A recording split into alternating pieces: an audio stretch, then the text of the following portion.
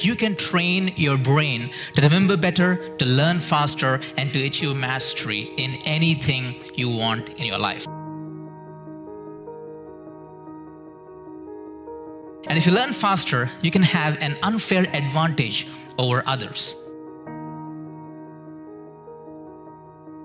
For true mastery, you need to focus more on the output rather than the input.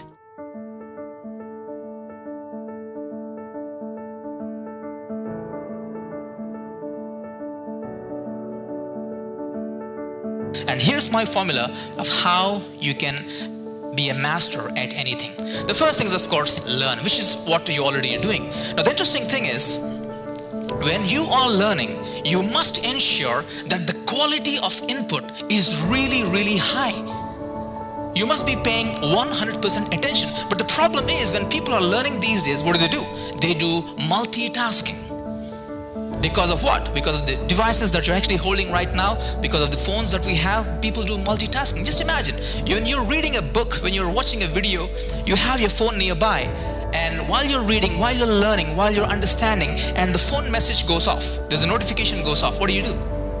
Of course, you attend to it.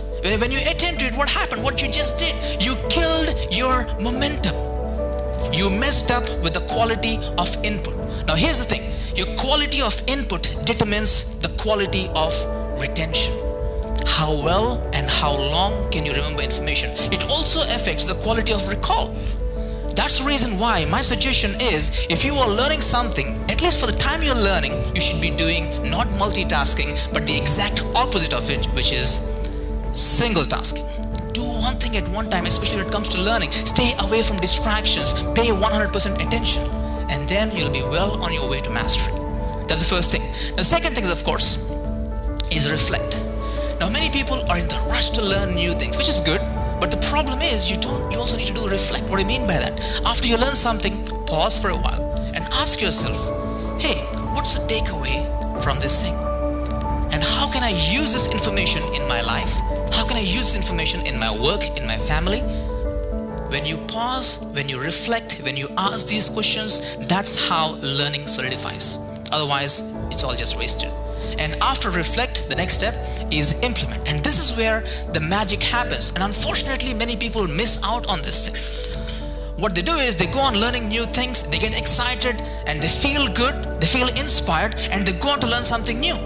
You just messed up. Now, the problem is, if you get into the habit of just learning without implementation, you know what you get? You get illusion of competence. You feel you've learned it. You feel you're competent, but it's not competence at all because you haven't implemented. So my suggestion is, when you are learning something, stop. Write down what are the few things I can take action on. Schedule it in the calendar and take some action, because this is what one of my mentors told me. Nishant, a lousy action is better than no action. And of course, the last step is share. The best way to learn something is to teach it. When you learn something, just output it, just share it with other people. When you share things with other people, what you're doing is you're helping your brain to pay more attention, and then you will be on your path to mastery. When you're learning something new, how much time do you spend on learning, and how much time do you spend on reflecting, on implementing, and on sharing? When you do that, you are well on your way to be a master at achieving anything